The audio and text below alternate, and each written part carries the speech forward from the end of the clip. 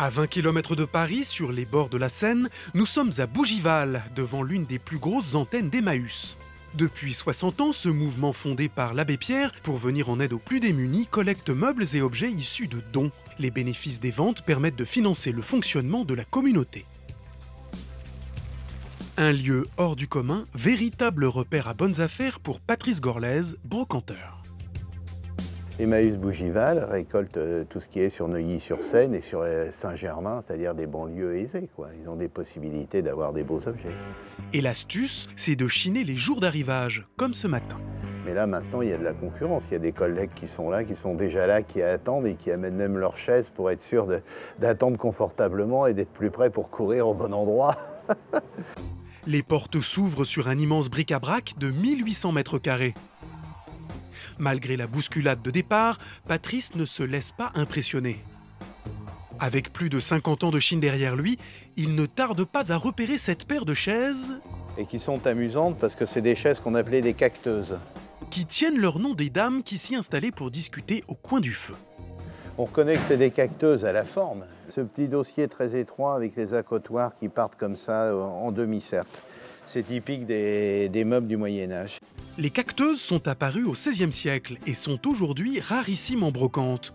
Celles-ci sont-elles vraiment d'époque ? Le fait qu'elles soient en parfaitement bon état, qu'elles tiennent bien et qu'elles soient impeccablement solides prouve qu'elles ne sont pas d'aussi vieilles qu'elles devraient être.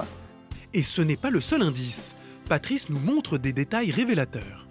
Vous voyez ici ce travail de tournage et d'une précision mécanique. On voit que toutes les découpes sont absolument symétriques, donc ça a été fait par des machines avec des gabarits et non pas à la main et ajusté ensuite. Avec le dossier et l'assise qui sont en sky avec des clous tout neufs, on voit bien que ça ne peut pas être ancien, quoi.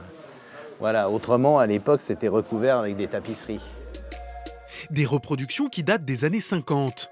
Vendues par paire, les cacteuses sont à 110 €. Un bon prix selon notre brocanteur. Vous ne trouverez pas chez un fabricant des chaises neuves de cette qualité-là pour 110 € la paire. Ça sera plutôt, à mon avis, 400 à 450 € la chaise. Ça reste une bonne affaire. Et ça a l'avantage qu'on peut s'en servir. Chez Emmaüs, on trouve des meubles, des sculptures et même des objets d'art. Tous ces objets ont un point commun, leur petit prix. Un vrai bon plan pour les professionnels. Et Patrice a l'œil pour repérer les objets qui ont une histoire. Là, vous avez donc un compas de marine. Et donc, il est monté, vous voyez, à la cardan. Ça veut dire qu'en théorie, si le bateau tangue et roule, la boussole reste horizontale. La boussole, comme tous les objets de marine anciens, est très prisée des collectionneurs. Un engouement qui a généré de nombreuses copies.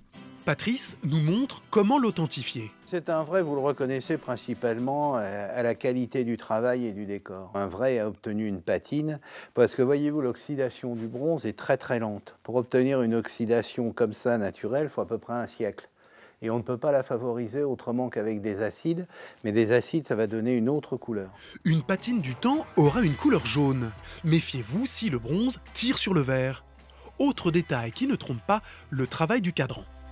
Alors un détail qui permet de faire la différence entre un vrai et un faux, sur les faux, au lieu de ciseler le cadran, c'est simplement imprimé. Ce n'est absolument pas une copie et c'est un objet qui a plus d'un siècle au minimum. Et alors là, vous avez l'adresse en dessous, Ace & Company Limited, New Eltham, London. Les objets qui proviennent de cette fabrique peuvent atteindre un bon millier d'euros, à condition qu'ils soient complets. Donc il manque bien évidemment l'aiguille qui indiquait le nord et le capot qui allait au-dessus et qui protégeait le tout. Comme tout objet scientifique, les collectionneurs cherchent à ce que ça fonctionne. Puis la moindre des choses d'une boussole, c'est d'indiquer le nord quand même. 110 €, est-ce un prix raisonnable? C'est pas cher. Maintenant, bon, ce n'est plus que de la décoration pour mettre dans un bureau d'homme ou quelque chose comme ça, pour se faire quelque chose qui décore, qui est original et se donner un petit côté aventurier. Et notre professionnel va vite repérer une autre pièce. Là, vous avez une table typique des années 70 de la fabrication de Valoris, qui est signée de Roger Capron. En fait, il fabriquait les carreaux, c'était un céramiste, qui est donc un modèle qu'on appelait les empreintes. Un modèle que l'on reconnaît à ses empreintes de feuilles, très en vogue à l'époque. Alors quand vous chinez, il y a deux choses qu'il faut regarder. Premièrement, s'il n'y a pas de carreau de cassé. Ensuite, vous passez la main dessus, comme ça, et vous regardez si c'est en relief. Parce que même à l'époque, vous avez eu des copies qui ont été faites, mais qui étaient juste imprimées. Et en même temps, passez aussi toujours la main sur la signature, voir si elle n'a pas été rajoutée au feutre. À l'époque, c'était très cher. On peut dire qu'une table comme ça devait représenter à peu près 2 mois de salaire d'un ouvrier. Mais la table est affichée à 70 €. Patrice nous aurait-il déniché la vraie pépite d'Emmaüs? Pour un amateur qui a envie de se meubler, qui veut des choses comme ça, puisque les années 70 sont maintenant à la mode, et qui veut se payer un bel objet qui est une vraie création artistique, c'est même pas cher du tout. 70 €, c'est cadeau. S'il veut aller dans le circuit traditionnel des marchands qui vont déballer dans Paris, vous avez maintenant des spécialistes de ça, il l'aura jamais à ce prix-là. Mais alors, pourquoi cette pièce signée et en parfait état est-elle toujours à vendre? Il y a juste un très très gros problème dessus, c'est qu'elle est marron et que je ne sais pas pourquoi, mais le marron, ça se vend pas. Un conseil, si vous trouvez ce modèle de table dans une couleur vive, surtout ne passez pas à côté. Elles peuvent valoir jusqu'à 1800 €. Emmaüs est décidément un endroit de Chine à ne pas négliger.